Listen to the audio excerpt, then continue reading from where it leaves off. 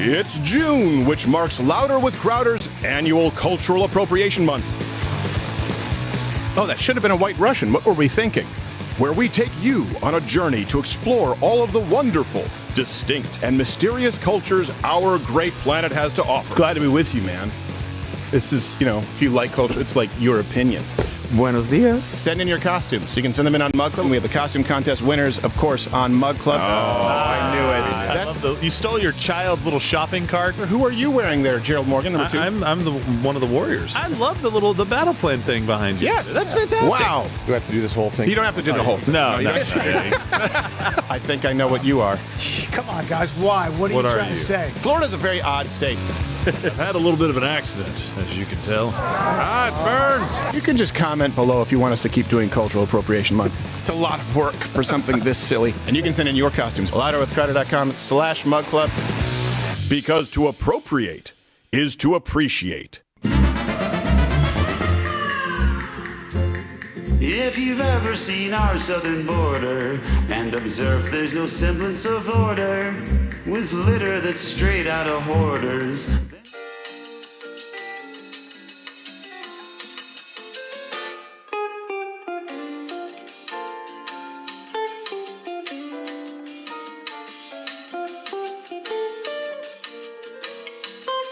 Biden will give you a green card, and Joe Biden will give you a phone. You'll likely get health care and probably welfare with dental and eye care or home. They swim creeks, they climb walls, and our census they're bloating. For Biden they're voting, cause Joe's got them all by the balls. If you're willing to don a sombrero, load your fentanyl in a wheelbarrow, sell your drugs on the street for dinero.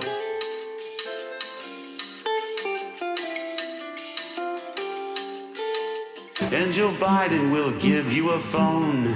You'll likely get health care and probably welfare with...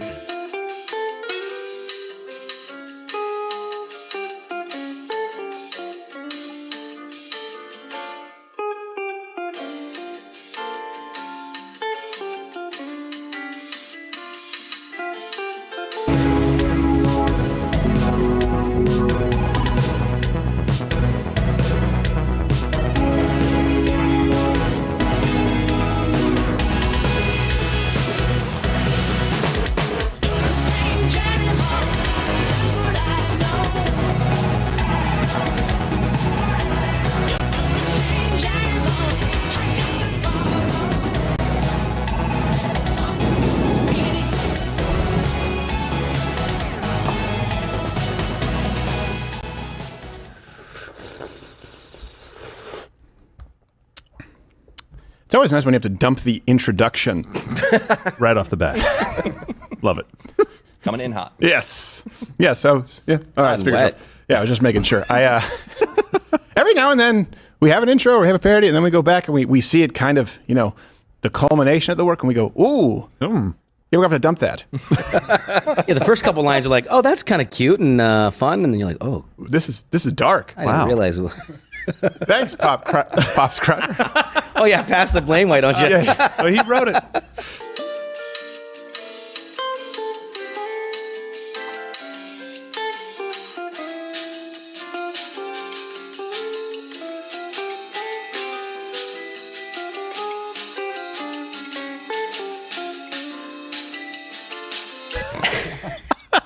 The Nashville Manifesto. We brought you exclusive excerpts from the manifesto. But there's actually a journalist who's been doing a ton of great work. We actually came in contact with him while we were working on the manifesto. Michael Patrick Leahy, who works out of Nashville, he now has 80 new pages of writing from the shooter, Audrey Hale, in Nashville. Mm-hmm. His FOIA request was denied. I don't know exactly, and I don't want to I don't want to prod, but we do know that we can confirm the authenticity of these documents that he has. These are documents and these are records for the entirety of Audrey's life. It spans across this shooter's life, and it confirms what you already knew, only it's that much worse, and also dispels some of the myths that the media has been trying to put up as a smokescreen to run interference for this, let's be clear, radical transgender ideologue who murdered people That's what it is. Yeah. And it's someone who was radicalized through, of course, the modern entertainment media industrial complex. That is what has happened. That's what's transpired. And the more evidence that emerges, the more we confirm that to be true. Even worse, the more evidence that emerges, we know that the feds are trying to prevent evidence from emerging. None of this happens without you. We're very happy to be able to support Michael Patrick Leahy. He's also just fighting the good fight. Does a lot of local work, so many of you may not know him. LouderWithCrowder.com/mugclub. I believe we're running the promo code today. Undercover to continue this. $10 off Undercover. Enter the promo code right now. Click the link in the description. It should have it as well. Yep. And it's a sprint right now to election. People often say it's the most important election of your lifetime. This is actually that. They are pulling out all the stops to try and make sure that your voice is not heard. We also have a couple of extra stories on Mug Club today. Yeah. 3 headlines is a new segment. We're going to be doing this from the New York Times. They are real headlines. And Nancy Pelosi confessed that she really is responsible for January 6th not having the Capitol Police and for the riots. She promptly unconfessed. Yeah, she did promptly unconfess. Well, that's okay. We'll get to it. Yeah, she said that she forgot, which could be true. That's true. If at some point today you see this again, head on over to Rumble. It's a live show, weekdays, 10 a.m. Eastern. And actually, let's just lead with this. Let's show the Nancy Pelosi clip so that you know what we will be talking about later. This is clip Nancy Jan 6 fail. This actually came from her own daughter, who is, I guess she's now a director, producer. Who knows? She's a camera operator. Was filming a documentary series for HBO. And if everyone quiet, when you watch this, you can faintly hear the oops. We have responsibility, Terry. We did not have any accountability for what was going on there, and we should have. This is ridiculous. You're going to ask me in the middle of the thing when they've already breached the inaugural stuff that should we call the Capitol Police? I mean the National Guard? Why weren't the National Guard there to begin with? They thought that they had sufficient resources. That is not a question of how they had been. They don't know. Huh? They clearly didn't know, and I take responsibility for not having them just prepare for more. 2 takeaways. I take responsibility. Those are the words. And number 2, I also find it entertaining that she resembles, with that mask, a startled, demented Bane. Does the fire rise? I'm asking. Does heat go up or down? Number 2, Captain Morgan, CEO. How are you, sir? I am doing How do you come to It looks like startled, demented Lady Bane. And she asks a question. She pauses. She goes, "That is not a question." Yes. Like, oh, jeez, this is your family, lady. How are you? But I'm good. Yeah, I'm good. I'm you got doing a little sun? Sunburn? Yeah. Or I have a little Jimmy Neutron going on? No. You have a little sunburn. I don't know. We have a guest. Let's be nice. And when you hear this, you love him. He's going to be at the Artisan Distillery in San Antonio, Texas on July 13th, Saturday. You can see all of his dates at jfirestine.com. There's nothing quite like a live show. I want to get back to doing it, but right now I don't have time between now and elections. So Josh Firestine, you should go see him. How are you, sir? Yeah, I'm good. You should come to a show, too. I noticed that me and Gerald wearing the same shirt. Yes. Same shirt. One of us is a liar. Yep, that's true. No. There's not room enough for the 2 of you. My kids believe this. Your kids believe that. Unless you 2 start a partnership, then you can both be best dads, but you can't be because you're in separate nuclear families, which is kind of normal. Intended. Let's go to the former vice president. Weird. Joe Biden. Juneteenth, it's not a thing, but they act like it's a thing. We'll be celebrating it this year. People should tune in. No. You understand? No, I think June 10th was yesterday. 10th. You've just witnessed me learn something on air. We're not celebrating Juneteenth, Gerald. Watch. So he celebrated it at the White House, and it did not go well. And I know to some of you this may seem lazy because it's kind of like just let Joe Biden talk and turn it into a segment. But no one else in late night is doing this. And I remember when it was a comedic witch hunt when George W. Bush and Donald Trump were president. So that brings us to This Week in Biden. If you have a problem figuring out whether you're for me or Trump, then you ain't black. I mean, the idea we had to wait all those months just to get the money for Iraq because we were waiting. I mean, it's not who we are. It's not who America is. She knows so long as she was denied, our freedom can never be secured. Since the founding of our ideals, we don't know fully what American soil is. equality and freedom.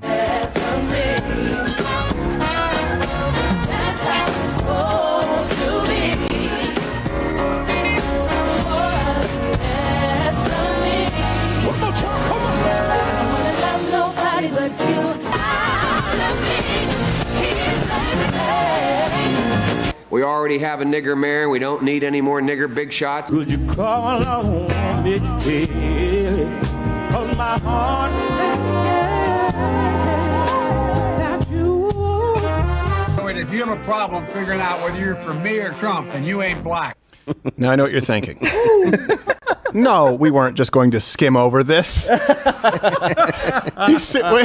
Bring this up. Okay. They just all have to. They all have to. What in the world? What is that? Yeah, look. Zoom in. Zoom in.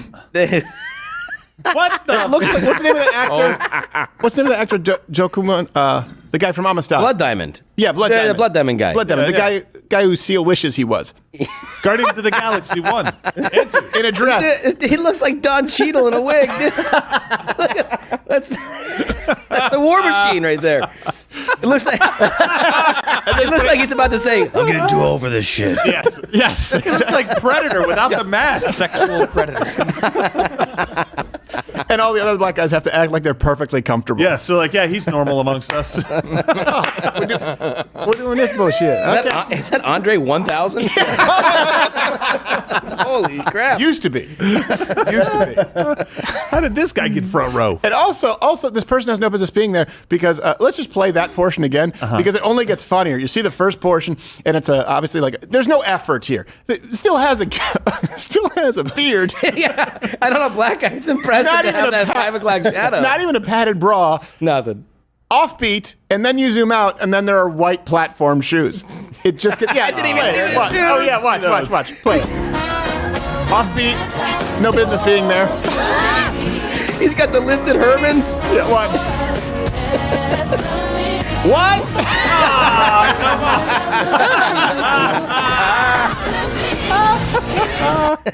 He was gonna go with a shorter dress, but the penis kept coming out. Yeah. So had to get a long dress. And just so you know, when people say, you know what, and by the way, you should disconnect. There's a lot of white noise out there on social media. But when people say, I just don't engage in politics, it's all just the same. No, I'm not talking about your neighbor. I'm talking about this administration. I'm talking about the White House. I'm talking about CNN. I'm talking about the New York Times. I'm talking about all of Hulu, Netflix, Disney. They want to put this out there as though it is completely normal so that your children are raised in an environment with this, and it's treated the exact same as Dr. Seuss books. You have to push back. If you don't, it's a drip, nonstop, and that's the goal. I'm sorry, you don't get to disengage. You care about this country? Do you have children? You don't get to disengage. Is it funny? Sure. Is it disturbing? Absolutely. But it's also something to be aware of. And we have other segments that we'll be touching upon today. They just fit in a guy who menstruates at the New York Times. Just they fit it in with a bunch of women that are like, well, yeah, of course, sure. We've all known this since 2017. This is a very, very new frontier, and they are pushing it. That is by design. That's not by accident. And that person didn't get there based on talent. They weren't even singing. They weren't even fake singing like you do in church. Yeah, who was that? Was that I don't know? Was it like a prize winner? They said last minute, we need a transgender. We need a transgender. That guy wasn't even transgender. It was just some dude. Yeah. They're like, no, it was like Don Cheadle. They're like, come on. I told you. I mean, that was like braided hair. The other guy had straight hair, but I mean, wasn't that spot on? It's Hotel Don't Wanna. Look like the TikTok.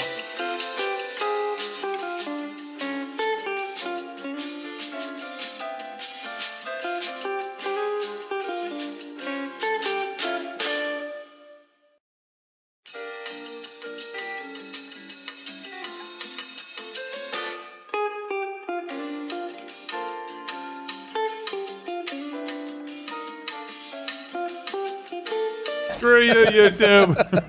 I love that there's pushback and people are finally saying, no, this is not the new normal. We're not going to go along with this. This person, it's just, you have a get out of jail free card. You don't have to have talent. You don't have to provide anything of value if you claim to be a transgender today. I'm not saying that's everybody, but in this instance, it's clearly tokenism, and it's embarrassing. No, and this White House didn't say, hey, we need to have this person at the event somewhere in the crowd. They said, put him 2 people away from the former vice president of the United States. Put him front row so that every footage that exists of this event will have sequins dress man. Yes. But I can't dance. It doesn't matter. I can't sing. Doesn't matter. Don't know the hand gestures. Doesn't matter. I'll let it flow. I'm wearing white shoes. Other black people over there are like, God, he's making us look bad. Yeah, I know. I guarantee you there's at least a handful of black people that are at that event that are now voting for Donald Trump. Yes, absolutely. Like this is what? bullshit. I'm surprised the rest of them didn't have Donald Trump's face on their shirt like all their friends. Yeah, airbrushed. They always have that. They do. It's a black thing. They honor those. They're coming, dude. They lock them up. They're coming. Free Trump, airbrushed, state everywhere. fair T-shirts. Yeah. Summer's coming, baby. We're gonna be loaded with them. It's gonna be fun. All right. Gonna be eating my funnel cake and strawberries with Trump on my shirt.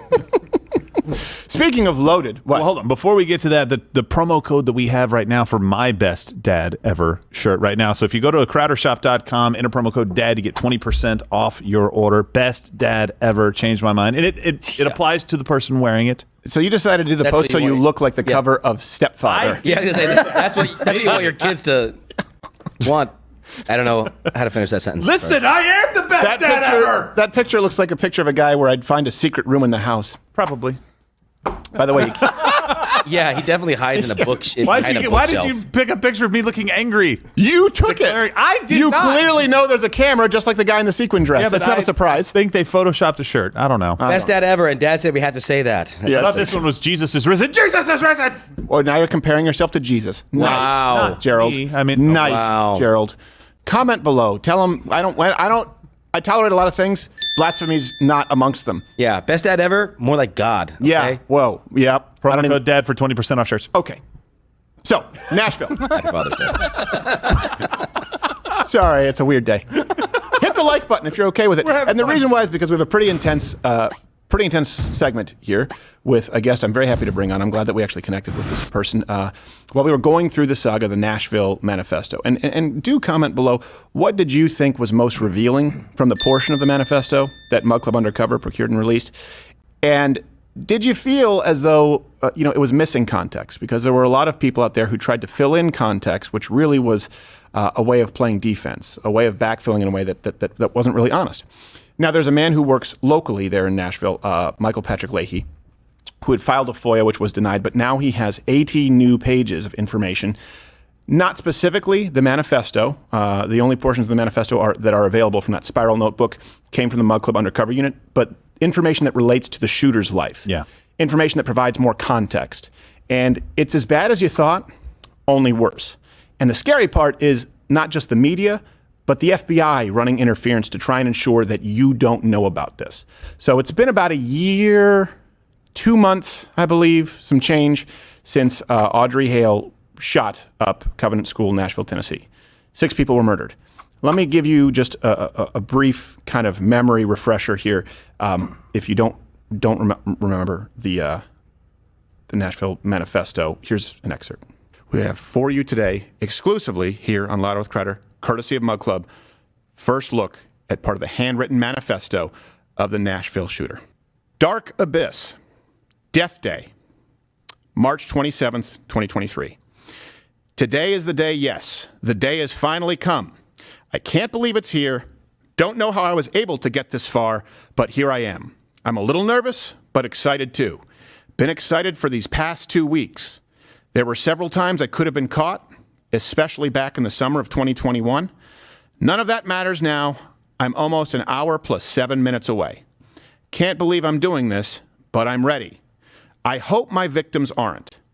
My only fear is if anything goes wrong, I'll do my best to prevent any of the sort.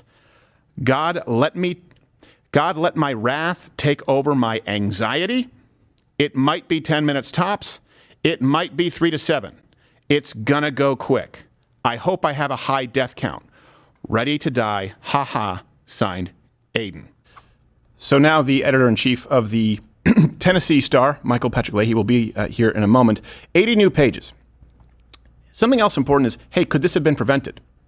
When the left talks about watch lists for firearms, because maybe you took a Xanax, I think this is relevant because this is someone who not only should have been on a watch list if you're going to create one, this is someone who, even without a watch list, the neighborhood watch would know with the information that we have that this person was disturbed, that this person was a danger, that this person communicated it with great regularity.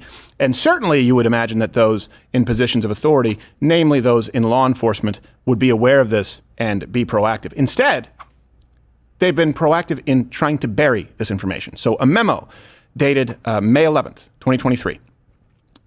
We see that the FBI discouraged the local Nashville police from releasing the manifesto. Here are some quotes. Public access to legacy tokens, and by the way, that usually means, for example, something that expresses motive, right? Something that actually provide evidence that they leave behind. Public access to legacy tokens will also facilitate false narratives and inaccurate information. How? This also may lead to unintended consequences for the segment of the population more vulnerable or open to conspiracy theories, which will undoubtedly abound. There is existing precedent for not releasing legacy token materials to the public, most notably the decision to destroy the basement tapes produced by the offenders of the Columbine high school attack, hereafter Columbine.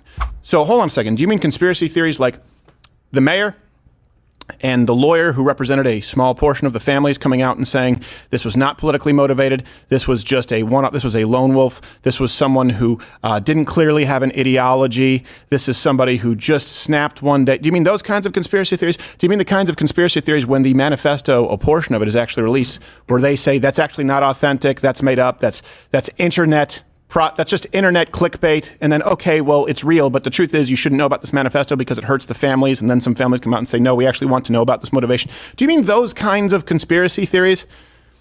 Do you mean burying misinformation like the staggering percentage of comorbidities that transgender individuals, right, they find themselves in that demographic, or the unbelievable suicide rate, attempted suicide rate, which gets no better after transition? And, by the way, violent crime rate that you see from transgenders. We always hear about how transgender individuals are more likely to be the victim of violent crime, and that may be true. Big part of that is because a high portion of them tend to be involved in sex work, and those people tend to be victims of violent crimes. That's a horrible thing. It's a tragedy. It's a tragedy to thrust people into that world. What you don't hear about is that transgender individuals have other forms of mental disturbance on a to a staggering statistical degree. I want to choose my words carefully and make sure that I'm accurate. To a staggering statistical degree, transgender individuals have comorbidities and other mental disturbances and commit disturbing and violent crimes at an alarmingly high rate compared to any other percentage of the population. There you go. That kind of conspiracy theory? What happened to knowledge is power? We know about the Christchurch shooting. Yeah. Anytime there's a basic white guy who fires a shot, we know about it, and we are told that white males are the biggest domestic terrorism threat in the country. Well, several gender ideologues, radicalized, have now committed.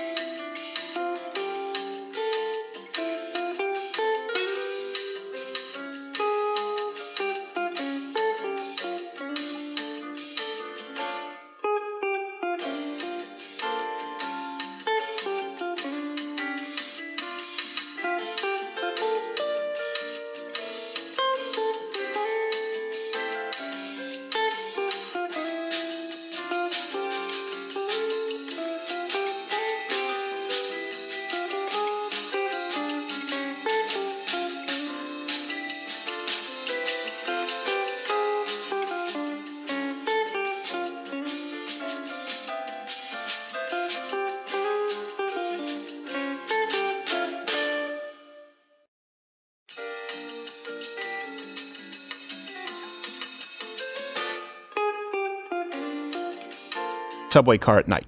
I'm just talking about a numbers game here. And you were to want to stay safe, or you're concerned for your safety. And a lot of people talk about this.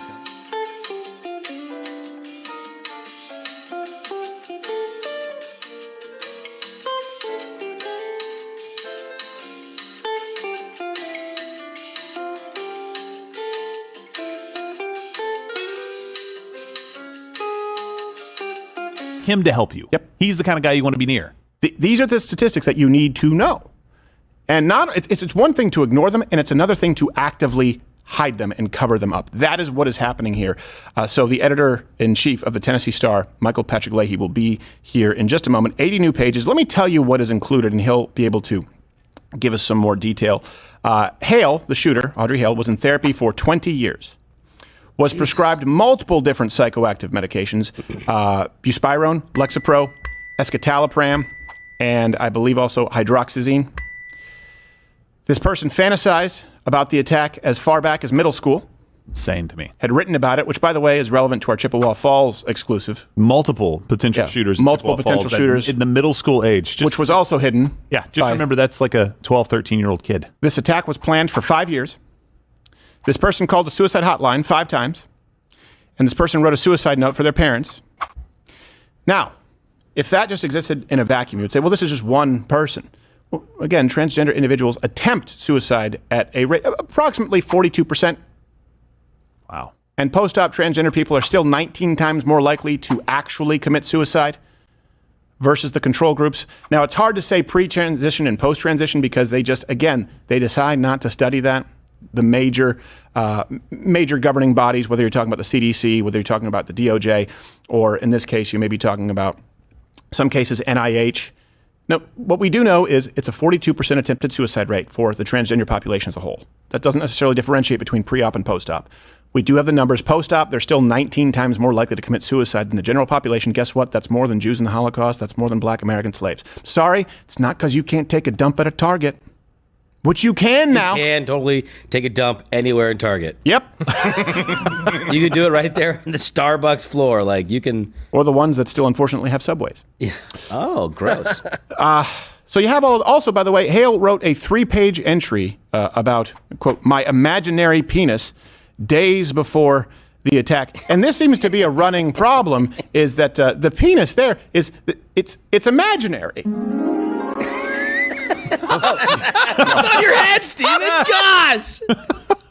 Close your mouth.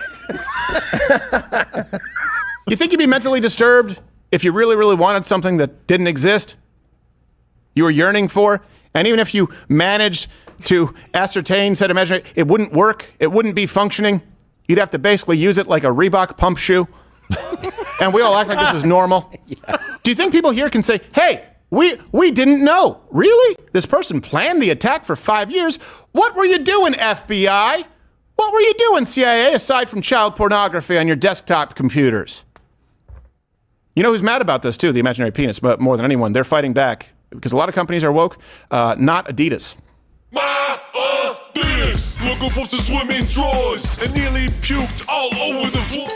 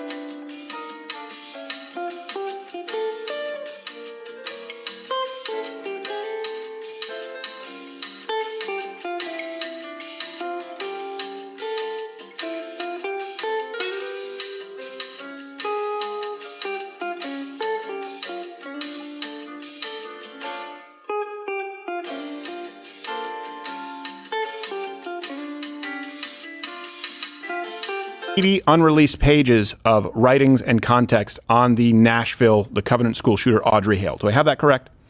Oh, well, we've also sued at the same time. We also sued Metro Nashville government in state court. Okay. So 2 lawsuits. And we have obtained 80 pages of the journal found in her vehicle on the day of the shootings. You also know that there was a spiral notebook there which has an operational plan. We don't have any documents from the operational plan. But as you know, in November, you got 2 pages from the operational plan, and you got 1 page from the journal. Right. We actually have confirmed that the 1 page you got that you read, we've seen that as well. Good. So you're able to confirm the authenticity as well. I can confirm the authenticity of that 1 page that you reported on in November. Right. Now, in addition to that, we have a number of other documents, including that document, the FBI memo. That no one had known about that FBI memo. And it's titled Protection of Legacy Tokens, as you pointed out. Right. By the way, that memo was sent to the chief of police in Nashville 1 day after we filed our case in state court and 2 days after we filed our case in the FBI, in federal court against the FBI.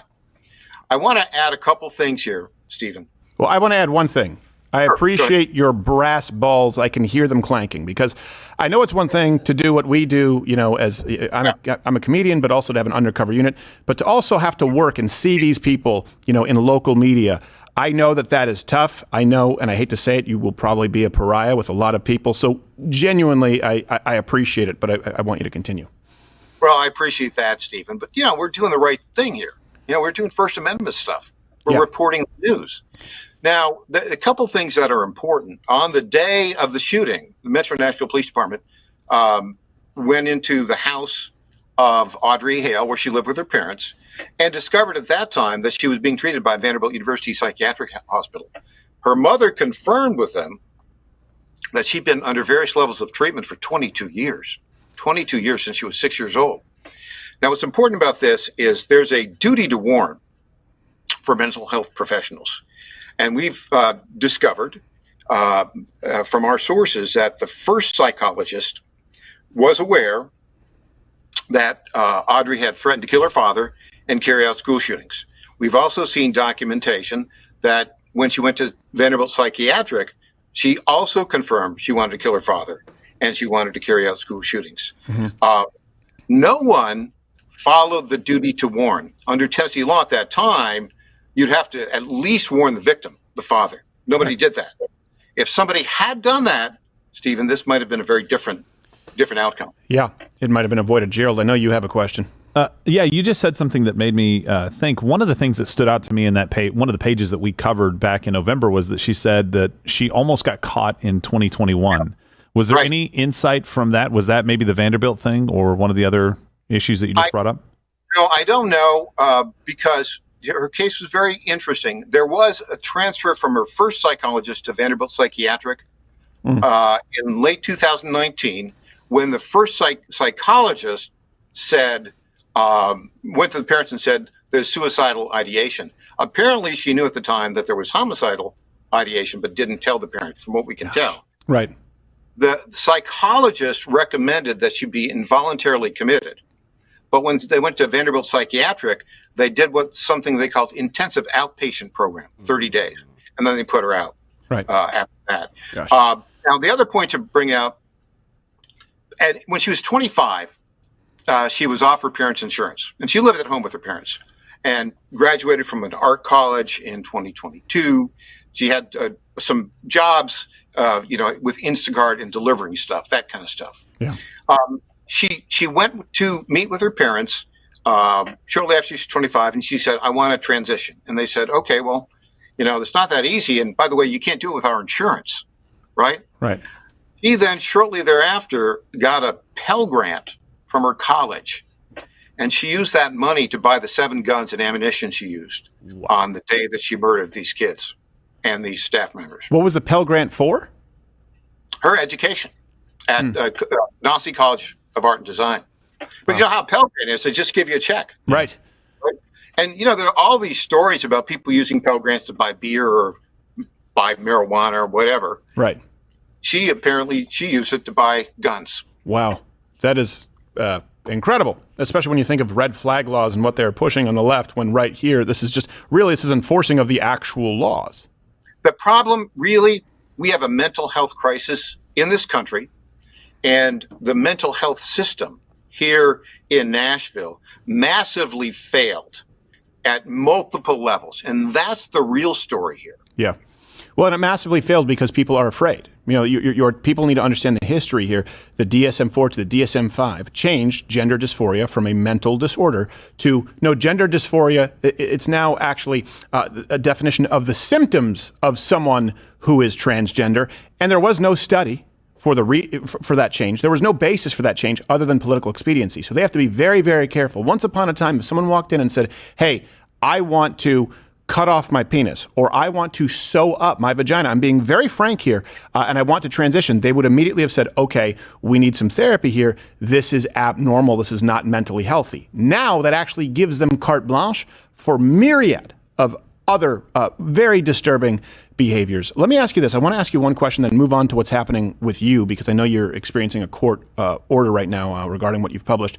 There were some rumors out there from other conservative commentators saying, actually, first off, they said the Nashville Manifesto wasn't authentic until the mayor confirmed that it was authentic, saying that this was actually a woman who was a victim of child abuse. She was molested by her father. So that's the true story here. You have 80 pages. Anything to substantiate that?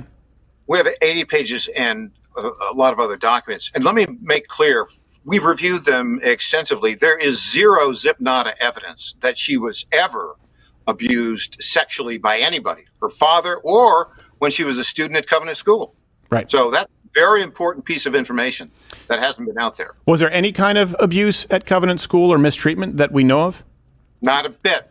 From the evidence I've seen, not one single bit. Okay. Now, she began to, when she left Covenant School after fourth grade, she went to a public school and she played middle school basketball, and she developed sort of a fascination with some of her black teammates. And so and she really was in love with a couple of them. And so it was sort of an unrequited love. Well, that's okay these days. So let me ask you this. You reported last night that you've been ordered by the court to justify what you've published? Well, actually, the state court judge, Lashia Miles, who's been handling that case, has ordered me to show up on Monday for a show cause hearing and to determine whether or not we violated her court order and be held in contempt of court. The problem is, Lord, we've looked at her court orders, her written court orders, and it says nothing about obtaining a document and writing about it. We didn't publish any documents. We've obtained it. That's First Amendment right there. This all came about because a competitor at a local television station, WSMV, called the judge up and said, hey, these guys are publishing documents that you said they shouldn't. That's not true. Right. But he said last night on Twitter that he's prompted the judge to hold this hearing. So we'll show up, and I think we'll be fine. It's a First Amendment issue, and we actually we're completely compliant with any of the orders that the judge had. What's the name of the competitor again? WSMV Television. The guy's name is Cameron or Stacy Cameron, and they're owned by Gray Television. You know how local news is right now, right? Yes, I do. They're local television. They're all owned by these big globalist companies that are all a bunch of left-wing propagandists. Right. And he fits in that pattern. And the parent company is what? Gray TV. Ah, okay. Yes, we are familiar. Yes, and for people who want to support you, and please do go out and support Mr. Leahy. It's it's TennesseeStar.com/donate, TennesseeStar.com/donate to help him with his legal battle. I know you have to go relatively soon. Gerald, you had another question. I did. I had a follow up, and I don't know. I don't know if I just missed this along the way, but did you say that that this person left the Covenant School in fourth grade? Yes. And never returned? Yeah. And by the way, let's get back to this question of why Covenant. The police interviewed her parents 4 months after the event, and they asked the parents the same question. And the mother said, I have no idea why. Well, I do think that I have a working theory on it. She was very angry, and she wanted to kill people, right? I guess her first target was a big Opry Mills mall, but she didn't attack there because it was too secure. She was familiar with Covenant, and it was a softer target. And that's my theory, why she attacked Covenant. Sure. Yeah, also I'm sure the fact that most of those people would likely be cis privileged Christians doesn't hurt if this is someone who's angry about the process of transition. Generally angry about affluent white Christian people. Yeah. And there were a bunch of them there. Yeah. It's one of those situations where when people say, well, you might have copycats. Hold on a second. We want to stop the breeding of these radical mass shooters. Yeah. We need to stop the incubator. I'm not so much worried about copycats as I am this is being created. Audrey Hale is not the only radical gender ideologue shooter. And we know, again, the statistics, whether it's self-harm or, like you said, homicidal ideations, it is much higher in the transgender community, and it's something to be aware of. And in this case, there's such a long record with what we know from you. It easily could have been, there could have been some kind of interceding, maybe not stop it, but something could have been done. You're spot on. The key to all this is a mental health system that works, where mental health professionals understand they have a duty to warn not just intended victims, but law enforcement if one of their patients is suicidal or is homicidal in their ideation. And that's really the solution, the best option that I think we should apply going forward. Along with defunding the 3-letter agencies, because the FBI has no business interceding, saying, yeah, you really should delete this. That blows my mind. You won't get me to disagree with on that one. No.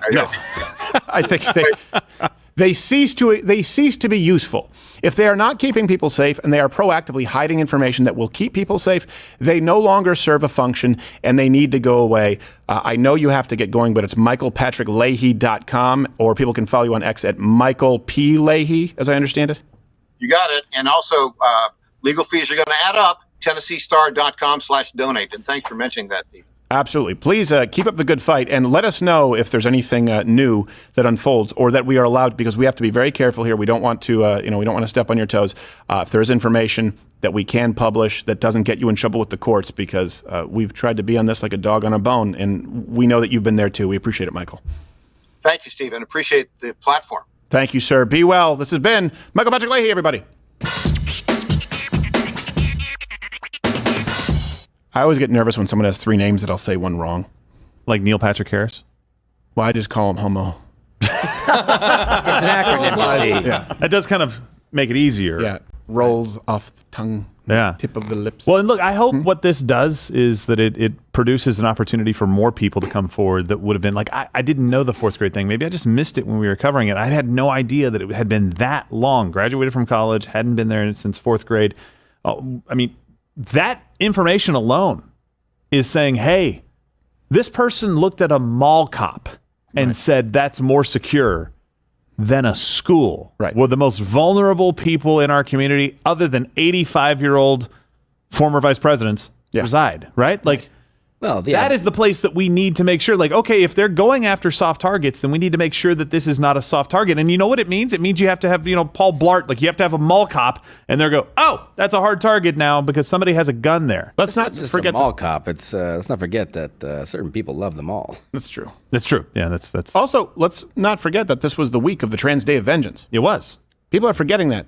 It's almost as though this person set a day in their calendar based on a violent holiday. It almost is. And look, if you've got call to action. Yeah.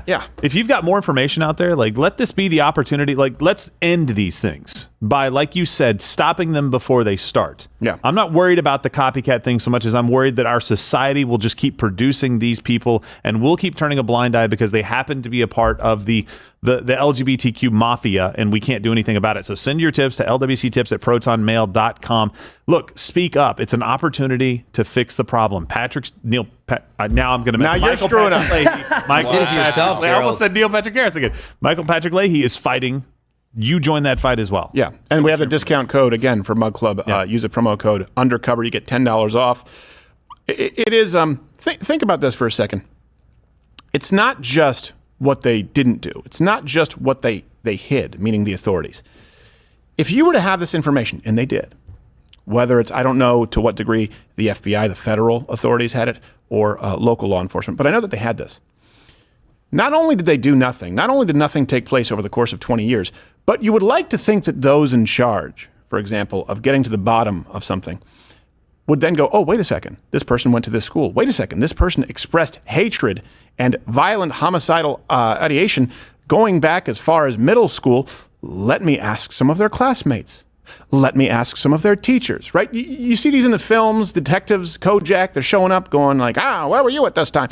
You'd think they're doing none of that, which is what you expect your law enforcement to do. None of that, and they're actively hiding the information, deleting, if they follow the FBI, the information that they have.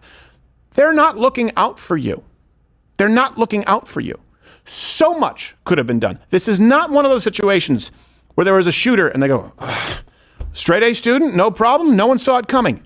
Everyone directly involved, from the psychologist or psychiatrists, the parents, I guarantee you as well, if you were to ask them, classmates, teachers, members of the community, knew.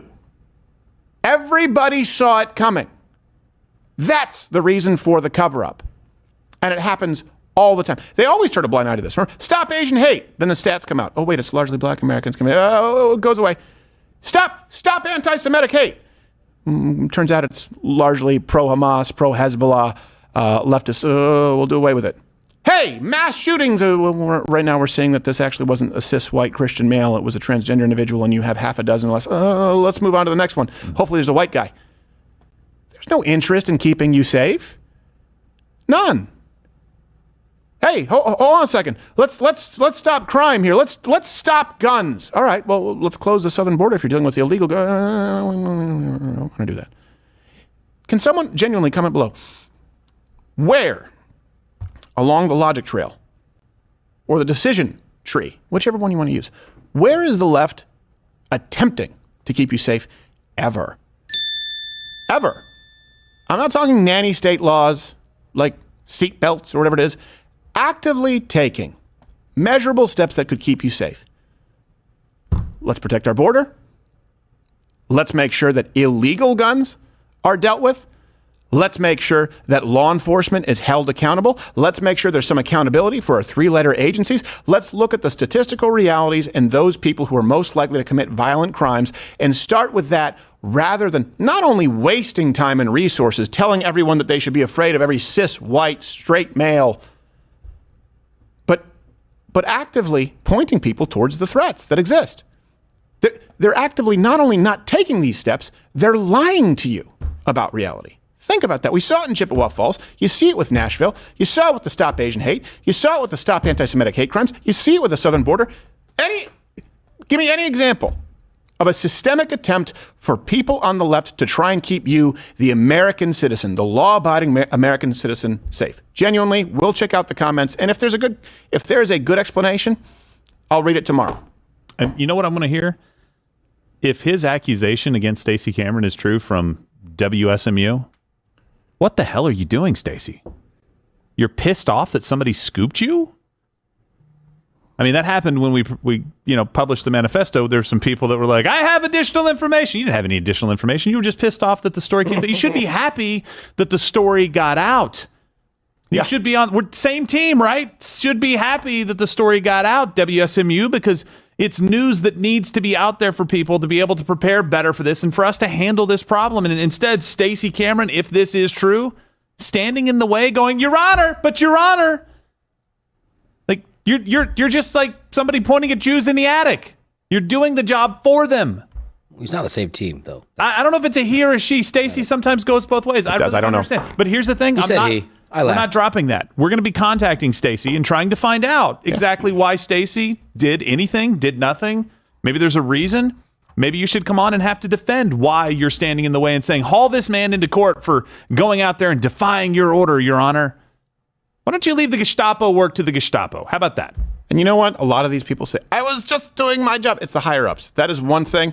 I'm so grateful for you and Mug Club. Hey, no one owns this, aside from this guy. And we don't have to play any of those games as far as someone broke a story, but we can't have them on because they're with a competitor, or they're persona non grata because they didn't show up to speak at CPAC, or they haven't actually played ball with these Republican donors. We don't give a shit. We want the truth to get out. That's why we have Mr. Leahy on. We met him through the process of the Nashville Manifesto. And he said, hey, thanks. We appreciate. We were trying to get this. They denied our FOIA request. We appreciate you doing this work. And we found out that he had done some great work. We said, let us know how we can support you. While all of this was taking place, you had a pseudo dick measuring contest from people on the right saying, well, actually, we can't confirm the... Well, of course you can't confirm the authenticity. You don't do any actual investigative journalism. We have a unit here. It's not funded by a nonprofit, by the way. You want to know how people on the right aren't objective? If you're funded by nonprofits, 501c3, 501c4, that person cannot be objective. It is not humanly possible. It can't happen because you have to have donors. And donors have opinions. They operate independently. I don't even know what they're doing half the time for legal liability purposes. You tell me we're working on something. I say, can I know? You say no. I say, okay. And there is 0% ownership in this company here from anybody outside of what you see in this room. That's because of you. And if you want that to continue, like we said, $10 off, use the promo code undercover, louderwithcredit.com/mugclub. It's a lot of work. It's a lot of stress, especially the undertaking going into the election. But every now and then it hits me and I say, wow, really grateful. Because I tell you what, I had to play ball for a while. I've been at some of the big agencies and I said, never again. And the undercover unit, a lot of these people come from the same background. They said, never again. That's why we're able to do what we do. Speaking of big news media outlets, I'm using that term loosely. Did a palate cleanse a little bit, like a sorbet or something? Yeah. Like that? Typically, we would be, doing this on Mug Club. But let's start it here. We know no one really reads these news outlets anymore, but we still think it's funny. So it's largely garbage to no one's surprise, but it is entertaining garbage. That brings us to our newest segment, 3 headlines. Extra, extra, read all about it.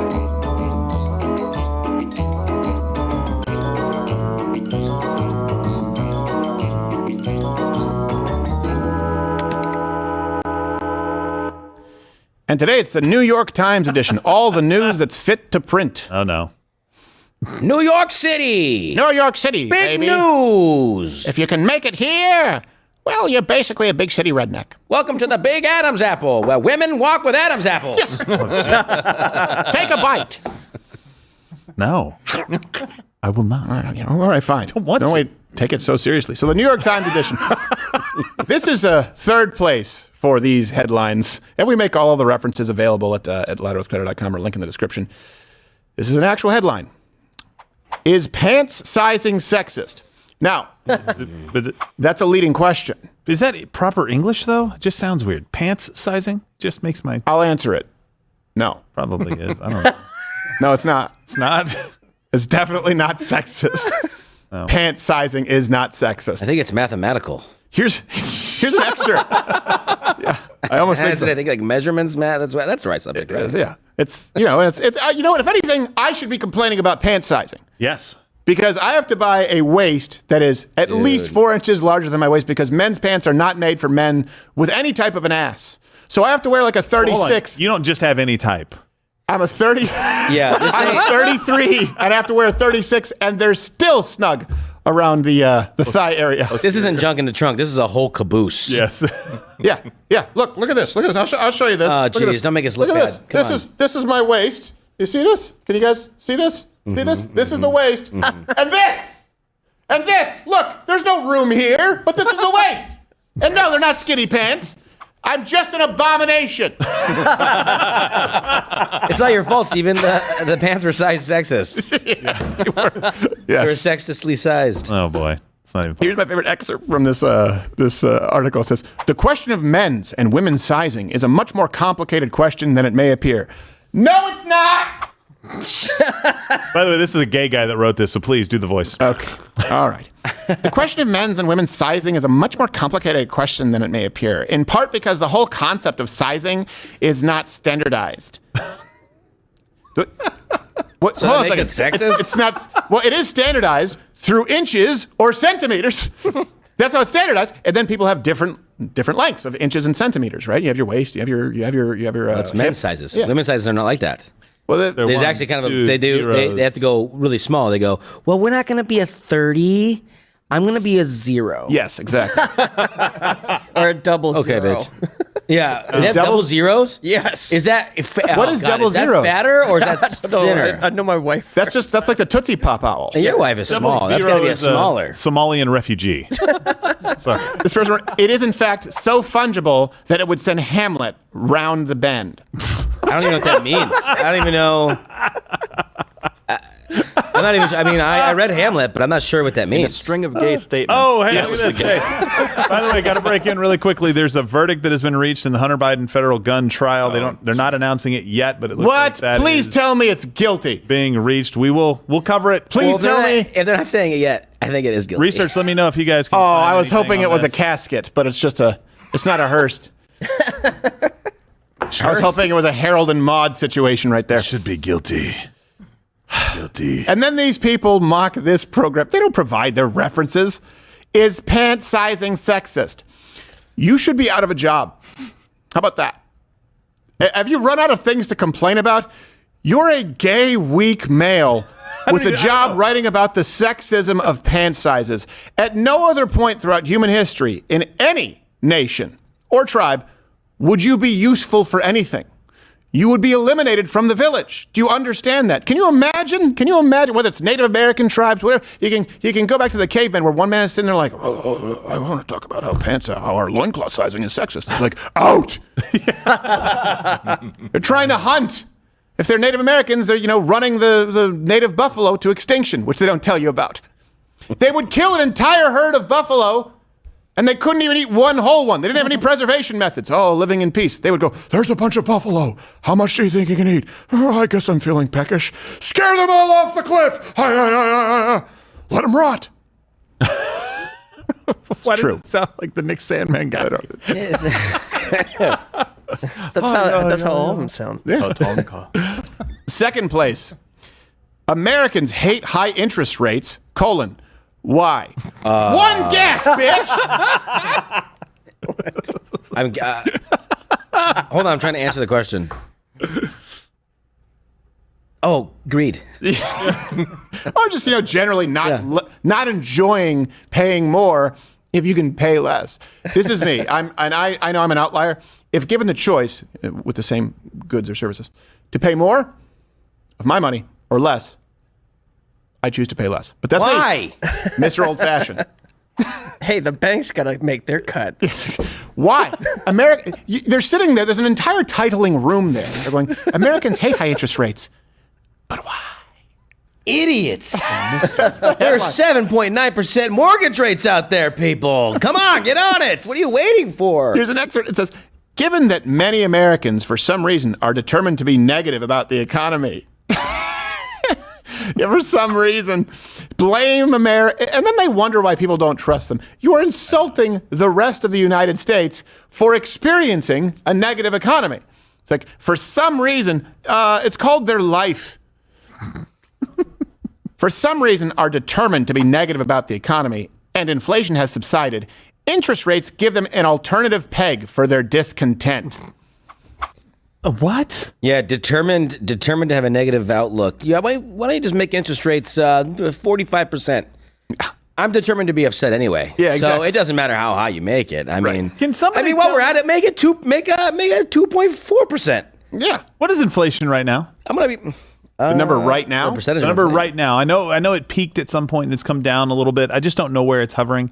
I'm just curious what inflation is at if you right look now. Annualized under Biden's presidency, it's insane. Over, depending on how they calculate, it's over 17% at certain portions, right? Because they removed the cost of energy and gas from the because nobody CPI buys index. that. So yeah, I get it. But give me that number now because I want to hone in on that. But look, you can say inflation. Right. And go, okay, well, that's tied to a bunch of goods and services. I think we had a number that it was like you had to make like something like $11,000 to $15,000. You have to make $12,000 more per year exactly right now to live the same exact lifestyle as pre-Biden. Right, as pre-Biden. So that's good. $1,000 per month. So monitoring the state, it's 3.4% year over year in May 2024. I highly doubt that. But even if that is the case, 3.4% inflation is still higher than what they wanted. The Fed has a target rate of 2%, right, is what they always want to keep inflation at. So they're almost off by double. But here's why people get pissed off about the interest rates, because when they go to buy a car, when they go to buy the biggest ticket purchases that they will make in their lives, it is absolutely insane how much more they have to pay now. This isn't an alternative peg. Right. For people to be pissed about. This is the one that probably most directly impacts people's lives because I believe credit card fees can go up from this. I understand how home loans work. I understand how car loans work. That sucks for everybody right now. I think you have to make like $1,000 higher payment on a home that was $400,000. Like we've done shows on this. It's put people in golden handcuffs where they can't leave their house because they would have to spend so much more money to get just the equivalent house. So basically, the appreciation is completely wiped out from your house right now. And you couple that with the fact that more people are working 2 or 3 jobs than ever in modern American history. There's really 2 different world experiences here. Let me boil this down. Let me distill this for you. We had this number before. I'm sure Mission Control can bring it up. All of the growth, the job growth, has been in the public sector. It has been a net negative loss of jobs in the private sector. That's not even including the fact that more people are working 2 or 3 jobs than ever before. There's a net negative loss in the private sector. So if you work for the government, you've got benefits out the wazoo.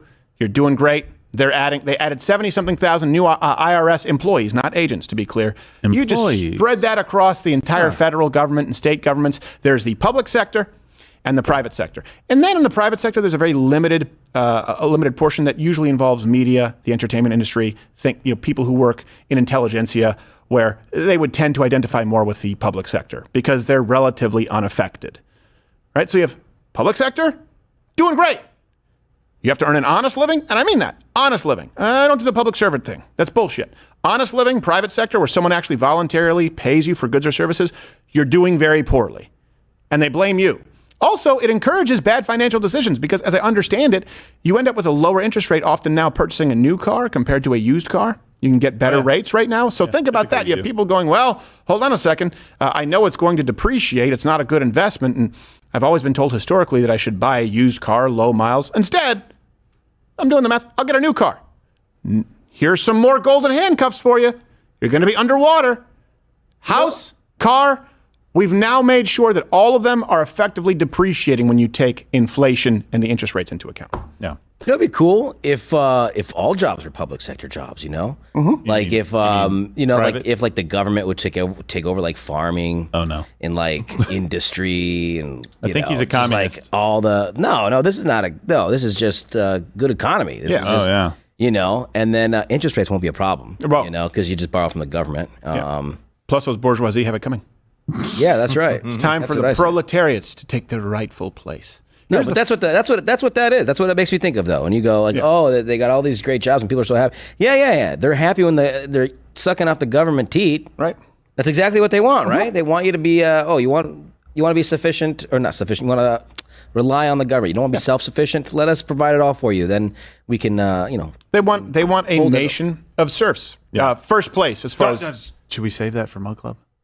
We've given enough. I was going to say we have the Nancy Pelosi. We do. Segment January 6th. But okay. All right. You know what? You're right. First place as far as the 3 headlines from the New York Times. It's fun because it involves. Just read the headline. Okay.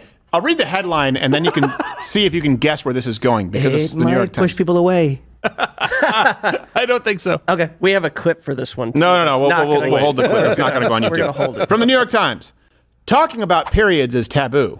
So we talked about them. And there is a video included. There's a video that is, I guess an addendum. By the way, since when is talking about periods taboo? I don't know. That's all every female comedian talks about. And I see ads for tampons all the time. I have to hear about the pink tax. I have to hear about how the taxpayer needs to pay for the contraception. The pink tax? Yeah, I don't remember that topic in the board game Taboo I used to play with my family. Yeah. By the way, don't ever play Cards Against Humanity with your parents. Learning experience. Okay, we're going to get to the clip and more. $10 discount right now, louderwithcredit.com/mugclub. If you're watching on Rumble, you just click that button right there. You get to continue watching seamlessly. And if you are on YouTube, well, you're going to miss the final headline and the entire story about Nancy Pelosi on January 6th. And covering Hunter Biden trial. So that's why you guys say go to Mug, but I'm like, should I not be a Mug Club? Should I be a Mug Club? We need to go to Mug Club. We'll put it out later. Okay, all right, okay, fine. YouTube this off.